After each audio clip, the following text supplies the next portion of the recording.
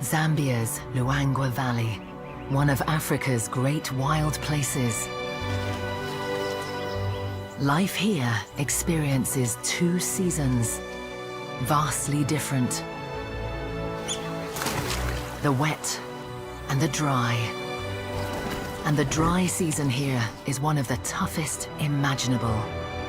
Almost 7 months with barely any rain and rising temperatures. Animals have to cope with vanishing waterholes and blistering heat. This year is harsher than ever. Global weather changes are disrupting seasons everywhere. Creatures large and small clash in competition for food and space. Each day, it gets harder to survive. But there are winners too. The dry season provides a bounty for those ready to exploit it.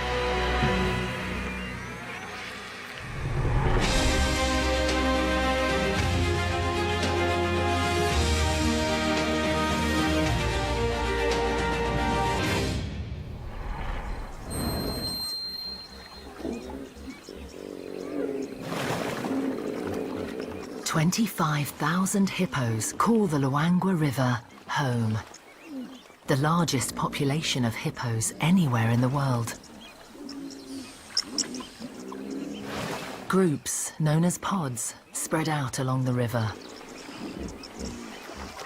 It's still deep enough for them to comfortably submerge, and for now there's plenty of space to stay out of each other's way.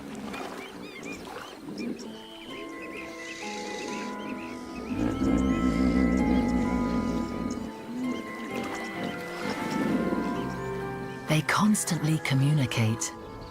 Honking calls set off a string of conversation, called a chorus chain, that travels all the way along the river. It's a way of amicably letting other hippos know who's who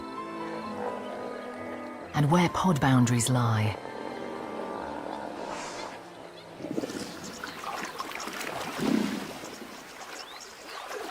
A dominant male, known as a beachmaster. He's over 20 years old and controls a territory along 100 meters of this river.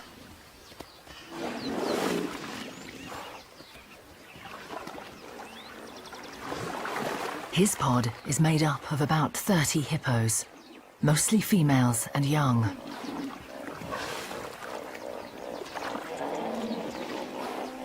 And a few younger males who he tolerates, as long as they're no competition.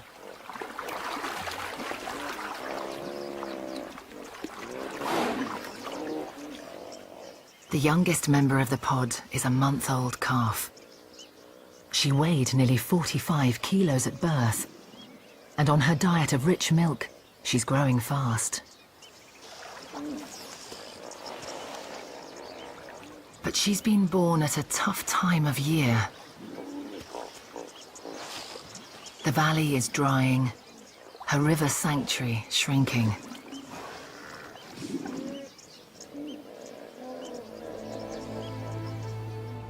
It's mid-July. It hasn't rained for 2 months. The dry season has set in, but it's yet to take its iron grip.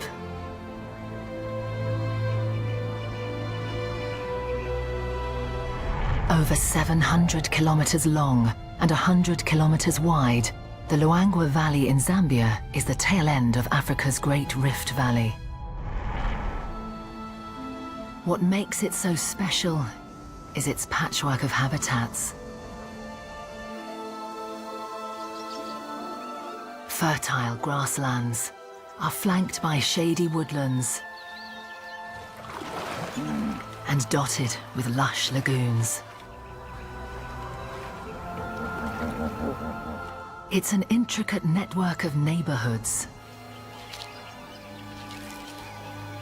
providing homes for an incredible variety of life.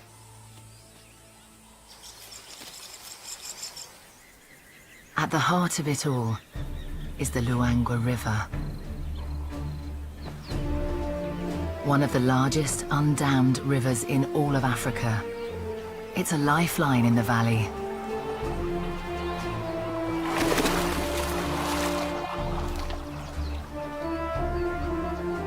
At this time of year, the river is already half its wet season size. In a drying landscape, it draws animals from miles around.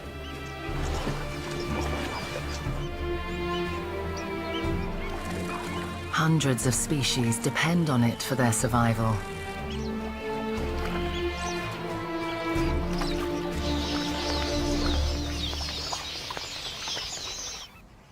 Every dry season here is harsh. It can be 7 months, from May to November, with practically no rain and soaring temperatures. But this year, the drought is even more extreme than usual. It's an El Niño year.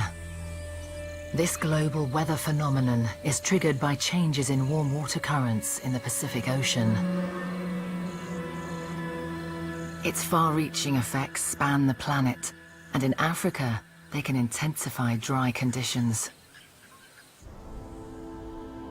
The Luangwa River meanders dramatically. As it snakes through the valley, soft sand is eroded from the outer edge of a bank and deposited on the inside. Over time, these big bends get cut off, leaving oxbow lakes, an echo of the river's old course.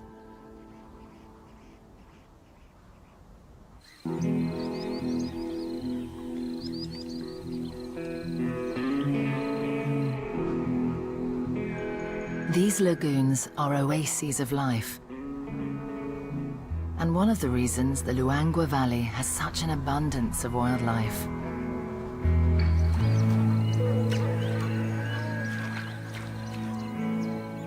Some lagoons have already dried up, but this one is big, nearly 1 kilometer long. And there's still plenty of water here. Nile cabbage grows all over Africa's wetlands. It's one of the most prolific water plants in the world. It floats on the surface, its roots dangling in the depths below. It's a haven for aquatic insects. Larvae live among the submerged roots, and adult flea beetles emerge in their thousands to feed on the succulent leaves.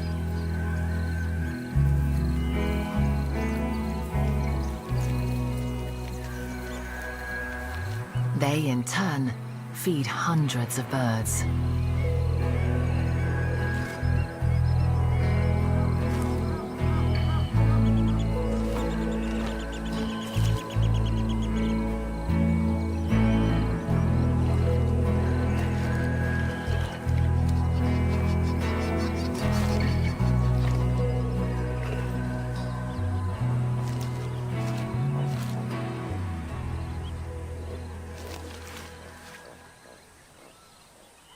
Jacanas have, proportionally, the longest toes of any bird in the world. Nearly 20 centimeters tip to tip, front to back. 2/3 of its body length.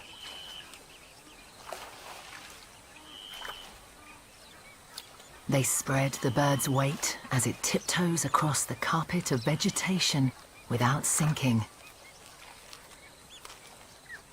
Jacanas cannot delve deep with their short beaks, but they've learnt to take advantage of another lagoon resident.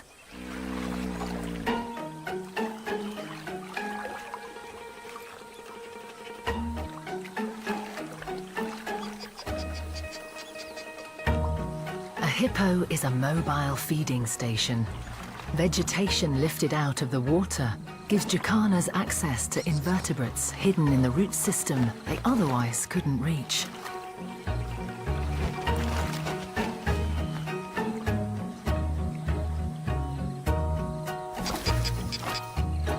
And the hippo doesn't seem to mind having hitchhikers.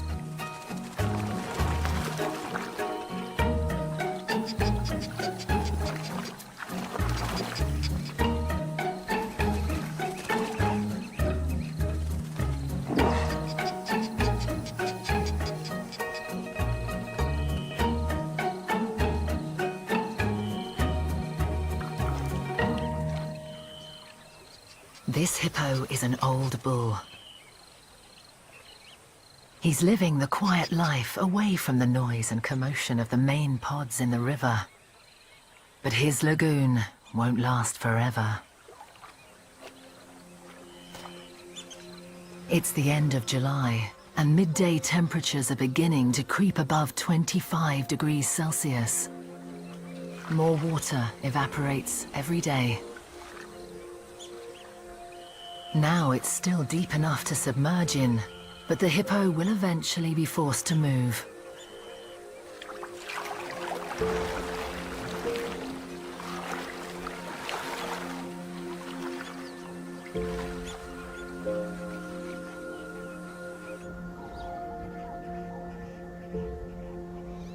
Many of the valley's plains are old, silted-up lagoons, formed when the course of the river has changed. They're a testament to the dynamic landscape. The soil here is fertile, washed down from volcanic hills in the north, and nutritious grass feeds hundreds of mouths. Puku and impala have small mouths and flexible lips that are perfectly suited to nibbling short grass. But they don't have the plains to themselves.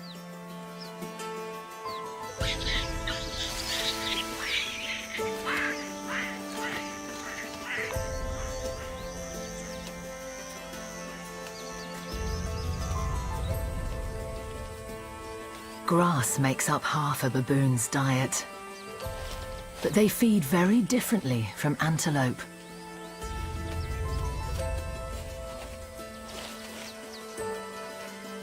They use dexterous fingers to pick stems and pull up rhizomes. Baboons and antelopes compete for resources, but the extra eyes and ears make sharing worthwhile. So many grazers attract hungry predators. But baboons have excellent eyesight and the ability to get a good vantage point up a tree.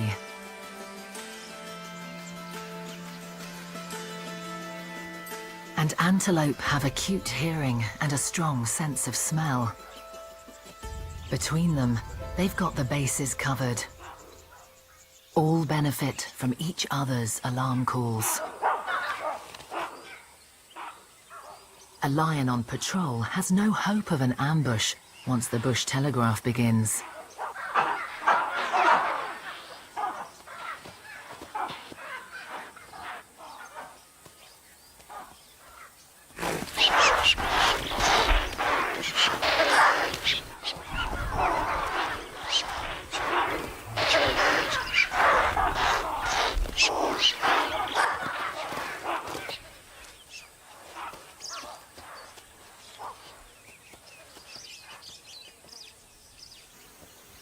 Even Africa's giants make use of the fertile plains.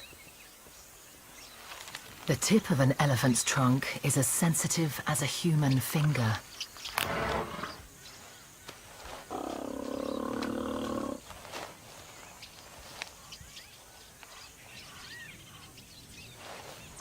Picking grass a blade at a time is a slow way of collecting the 130 kilos of food they'll need to eat in a day. But in the dry season, every little helps.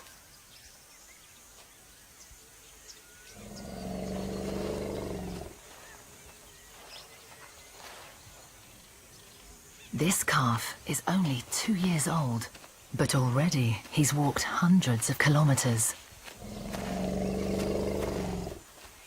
An elephant herd must keep moving. If they stay in one place for too long, they'll annihilate their food supply.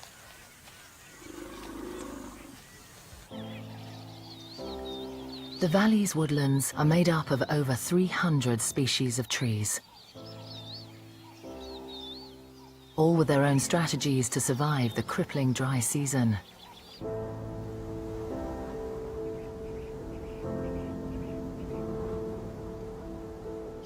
Groves of ebony trees are never far from the river. Their long roots tapping into the groundwater.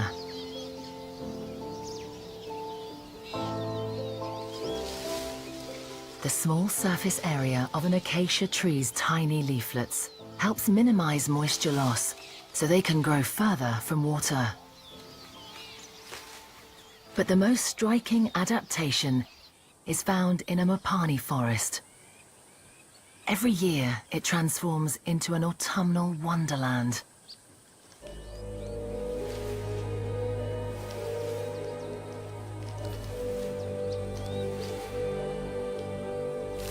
It's the beginning of August, still early in the dry season.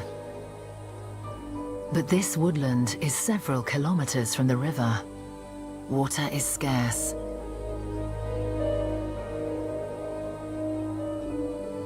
Each Mopani tree cuts off the supply of moisture and nutrients to its leaves. Without the green pigment chlorophyll, leaves turn golden and drop, just like a northern hemisphere fall.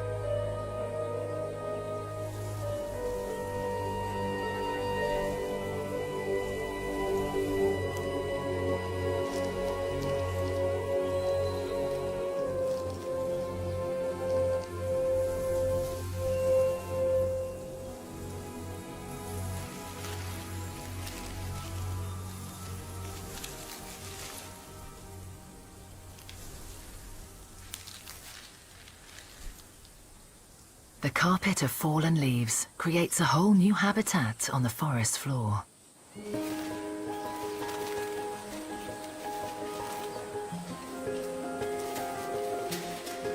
Patterns in the sand give their creator the sweet common name of doodlebug. But there's nothing cute about them. Less than half the size of your little fingernail, these insects are the larval form of a lacewing, and they are voracious predators. Huge pincer-like jaws are vicious weapons, perfect for grabbing prey. Their hunting prowess has given rise to their other common name, ant lions. Each of these miniature killers digs a tiny pit, about 5 centimeters deep. It's carefully constructed, so the sides are at a critical angle.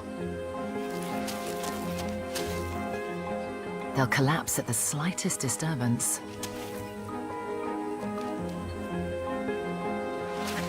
All he needs to do now is wait.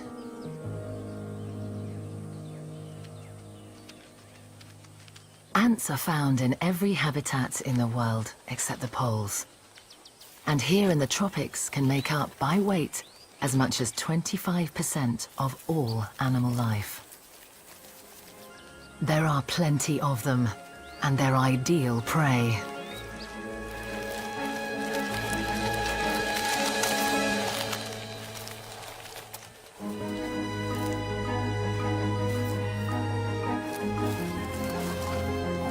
This ant's making a heroic bid for freedom.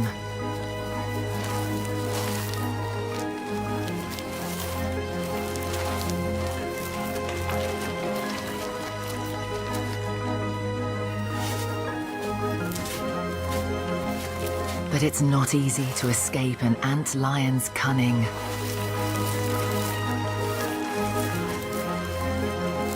Flicking sand destabilizes the pit wall.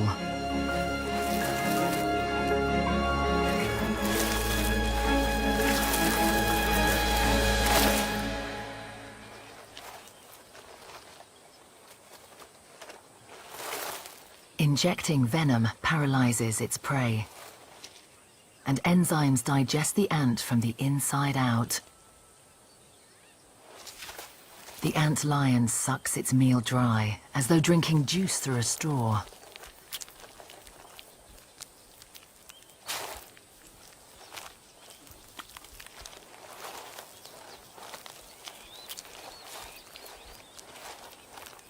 And when it's done, it throws the empty carton away.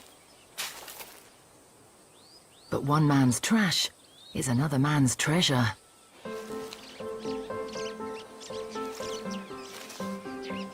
White-browed sparrow weavers hoover up anything they can find in the leaf litter. From insects to seeds. They forage together in flocks, but at this time of year, food is harder to find, and they're getting increasingly intolerant of their neighbors.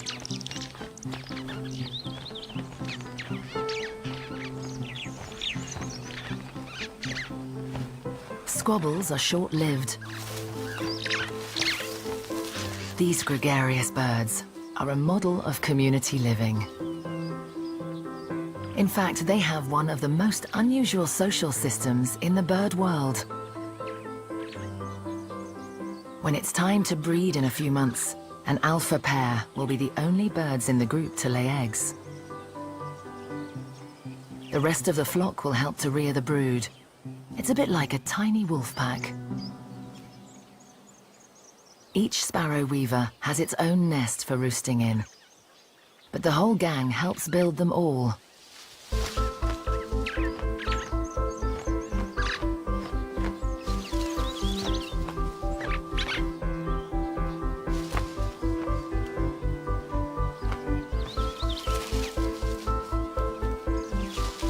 Nests may look messy, but they're in a constant state of repair. A home improvement project that is never quite finished.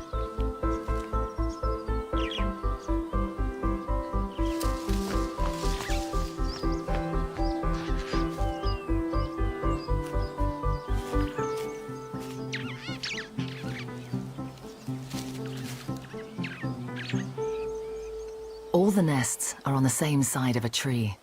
A carefully selected position, so they get the right amount of morning sun and are sufficiently sheltered from the wind.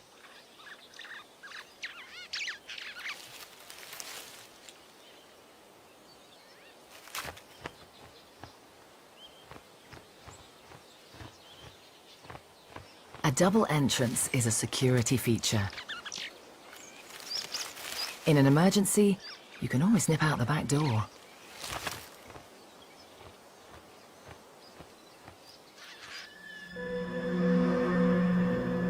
It's now the end of August. 4 months of unrelenting dry.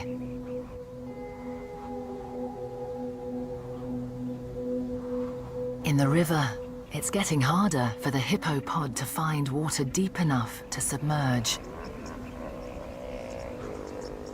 Their exposed backs are too much for oxpeckers to resist. These little birds eat anything they can glean from a host mammal. Ticks, earwax, dead skin. Having parasites removed does the hippos a favor, but oxpeckers don't stop there. They intentionally keep wounds open, feeding on living flesh. When the pecking gets too much, you have to master the art of the tail flick.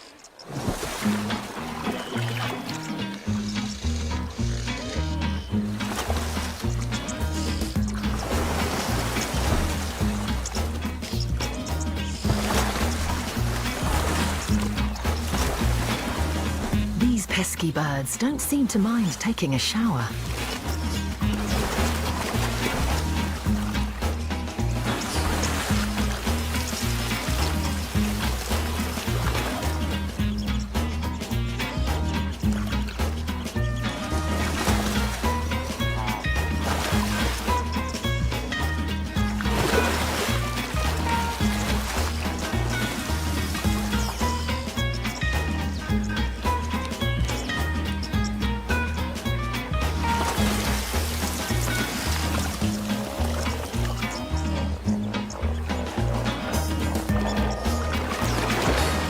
If all else fails, a dunking dislodges even the most stubborn hangers-on.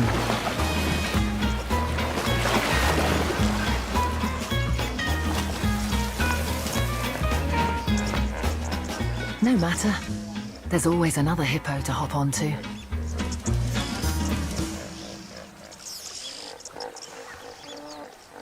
At this time of year, the dry season has really taken hold. The hippo's irritation is worsened by lowering water levels. Less water means less room. Neighboring pods get squashed closer together. Beach masters start to get twitchy about other males cozying up to their harems. Tensions are rising. And when a rival male gets in his way, the dominant male loses his cool.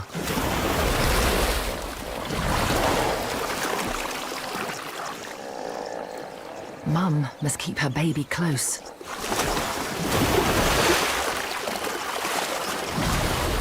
Three tons of angry hippo could easily trample a tiny calf.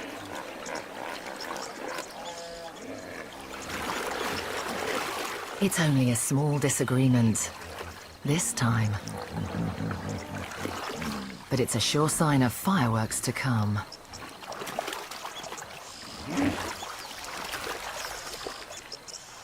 The river will only get lower, and the hippos will be squeezed even more tightly together.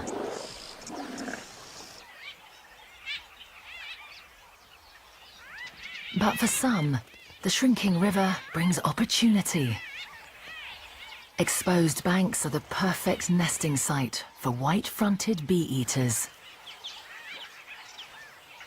Each colony is divided into several clans, extended families that maintain close relationships. Pairs mate for life and share the task of incubating their eggs. A single bee-eater can eat 250 insects in a day. And each brings food to their partner on nest duty. But in this society, cooperation goes one step further. Not all birds breed every year, and those who don't have a brood to raise act as helpers for those who do.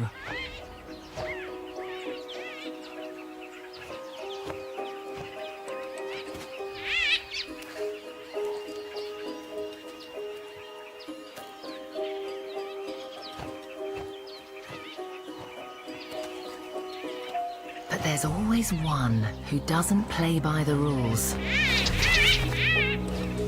Stealing someone else's catch is an easy way to score a quick meal, but it's a sure way to ruffle feathers.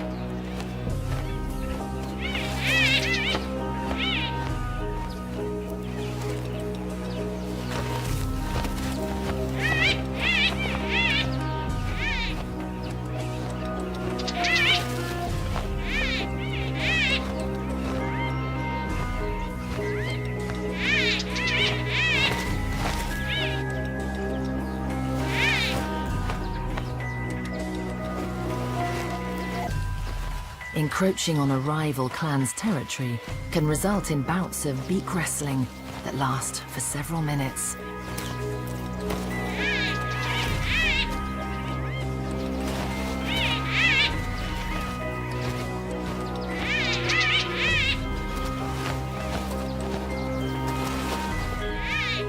But a bonus of clan living is that there's always someone around to break up a fight.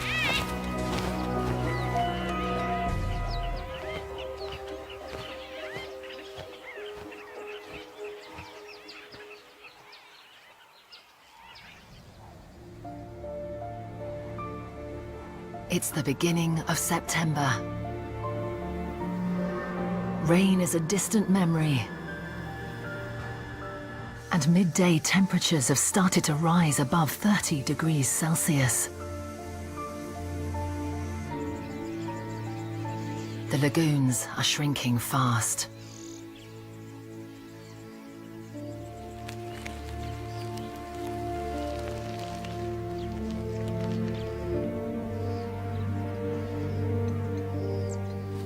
The old bull stubbornly stays put, but time is running out. He'll hang on as long as he can, but he'll be forced to move when the water vanishes completely.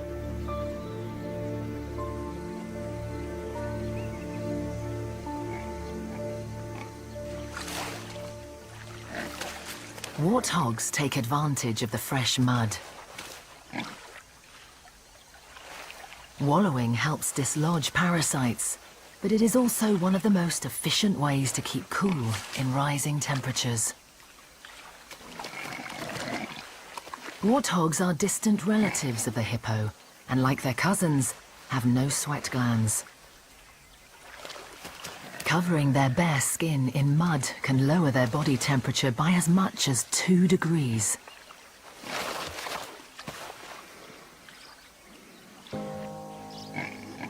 This dwindling lagoon is one of only a few in the valley still to hold water. It's a magnet for wildlife.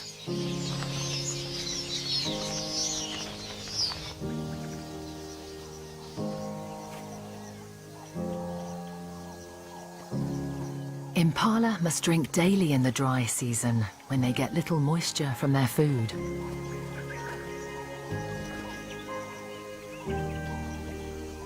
They come to the lagoon at the hottest and safest part of the day, when most predators are lying up in the shade.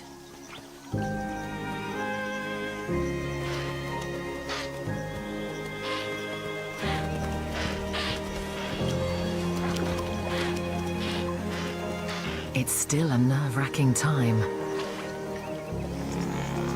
For the hefty buffalo, which can weigh up to a ton, the trek across the mud to water can be treacherous.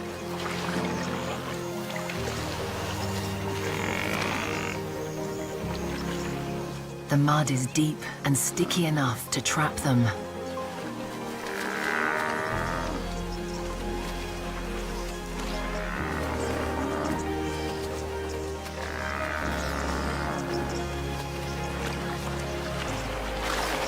But the desperate desire to quench their thirst drives them on.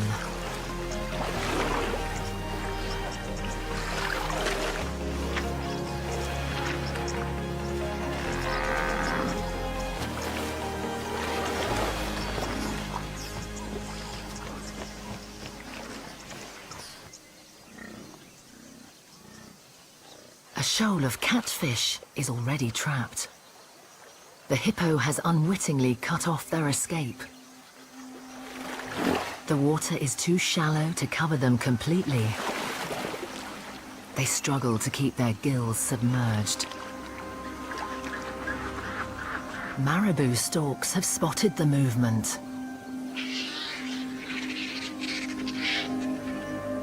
Known as undertaker birds, these bizarre-looking gangly storks are usually scavengers.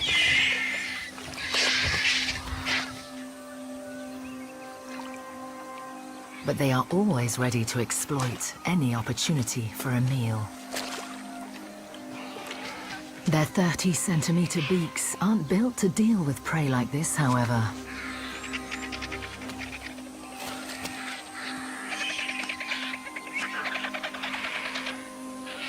Their clumsy eating habits have attracted another opportunist. A juvenile fish eagle.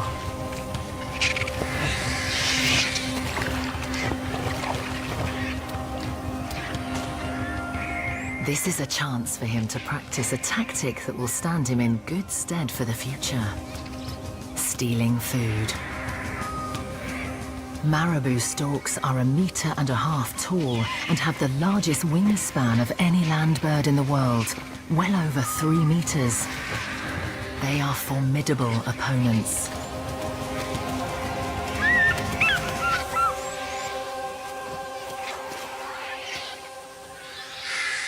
But the fish eagles are armed with razor-sharp talons, and they're getting good at using them.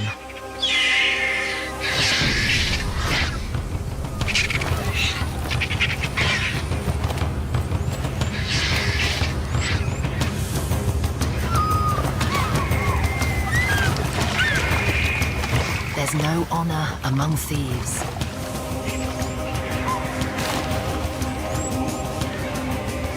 The eagle's siblings each try to steal the other's stolen meals.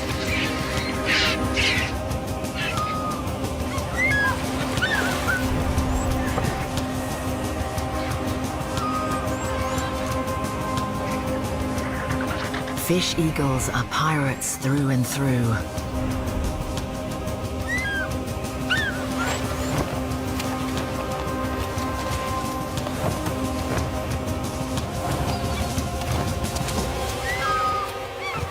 Even a parent bird isn't above pinching food from its own offspring. It's a tough world out there.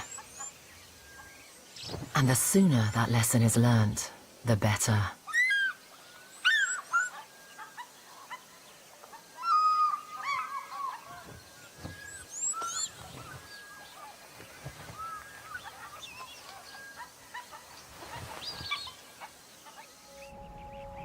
Out on the plains, the dry season is tightening its grip. It's mid-September, and the ground is baked hard. The elephant family is on its way to the river.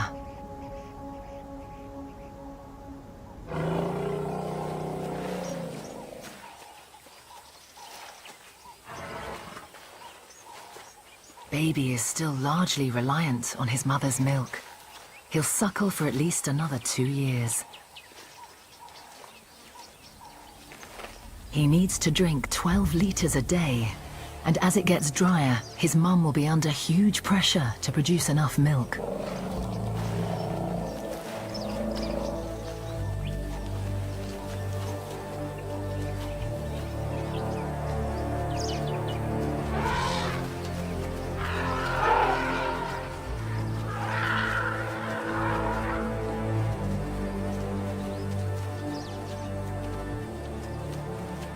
They've drunk at this stretch of the river many times before.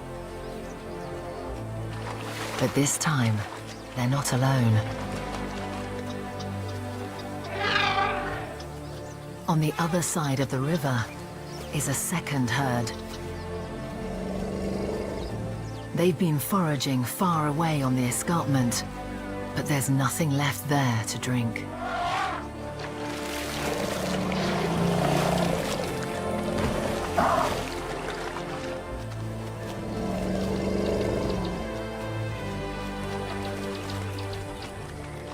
In the wet season, the mighty Luangwa runs wide and deep, a barrier separating the east bank from the west.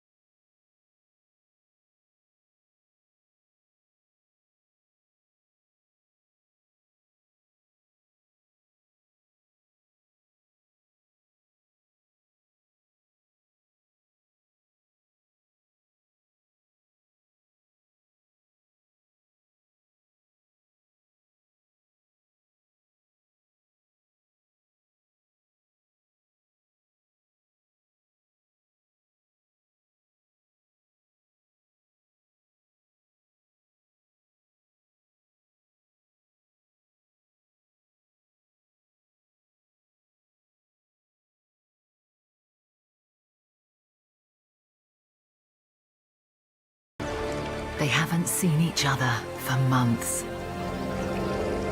But as the old adage says, elephants never forget. Touching trunks is like a handshake. And resting your trunk on another is an elephant's way of hugging.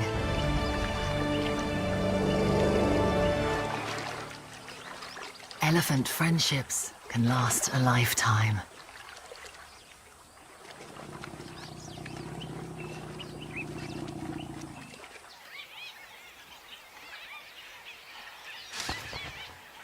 At the white-fronted bee-eater colony, Newcomers are not so welcome.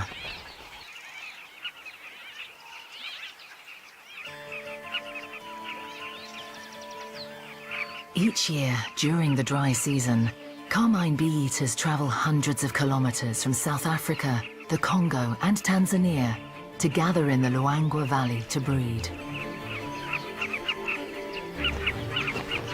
These are the vanguard, a few hundred birds. But over the next month, thousands will arrive. The little white fronts are outnumbered and outweighed, but they're not taking this invasion lying down. It's imperative that they defend their burrows from these red devils.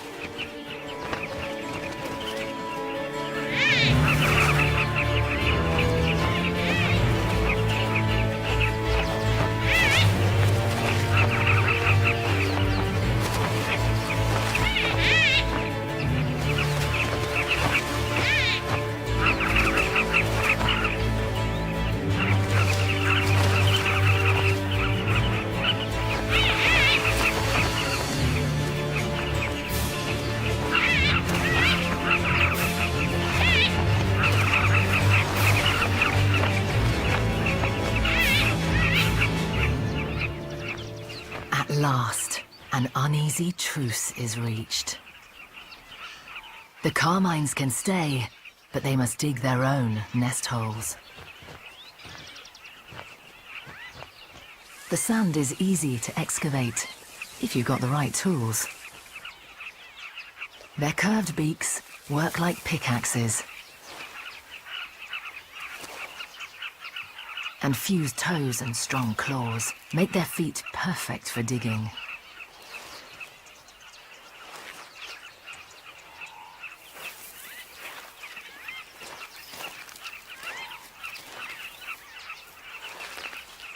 Stiff tail feathers brace against the cliff wall as they dig, helping them keep their balance. They'll tunnel 2 meters or more into the sand to create a cool, safe place to lay eggs. But the carmines will have their work cut out for them gathering food at the hottest, harshest time of year. It's the end of September. There's not been a drop of rain for over 5 months, and temperatures peak at 37 degrees Celsius each day. This year, El Niño conditions in the Pacific have caused a drought that is even more fierce than usual. Waterholes have vanished almost a month earlier than last year.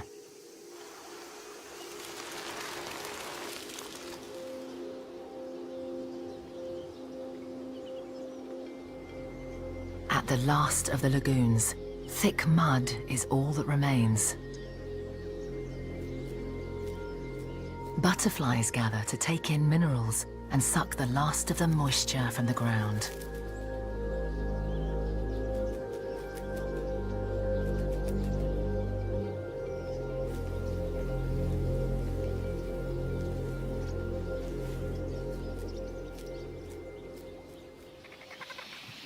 But behind them, other winged creatures arrive.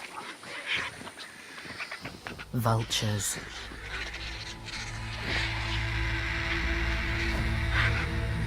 Their eyesight is so good, they can spot a carcass from several kilometers away. The sticky mud has claimed a buffalo.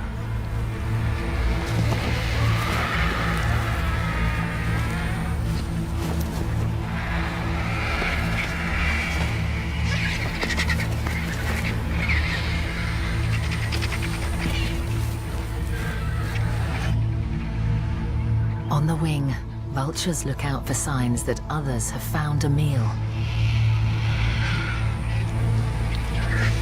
1 or 2 landing to feed sets off a chain reaction, and dozens more arrive in minutes. A large gaggle of vultures can strip a carcass bare within an hour. Swallowing nearly 1 kilo of meat each, 1/5 of their weight, in a sitting. Their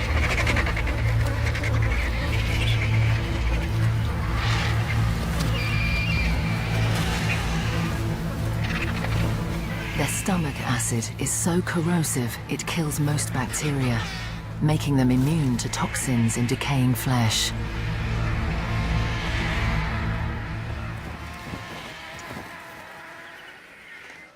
The hippo's lush lagoon home is gone.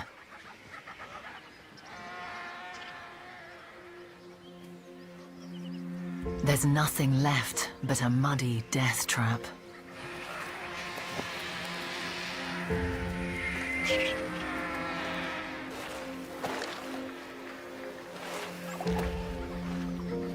If he stays, he could suffer the same fate as the buffalo.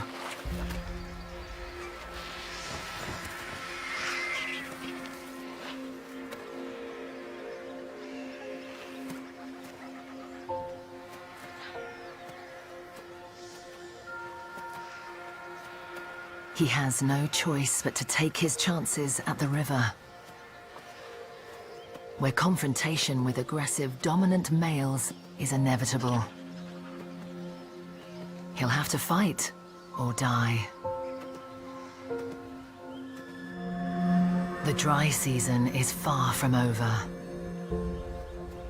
It could be 2 months or more before the valley sees rain again.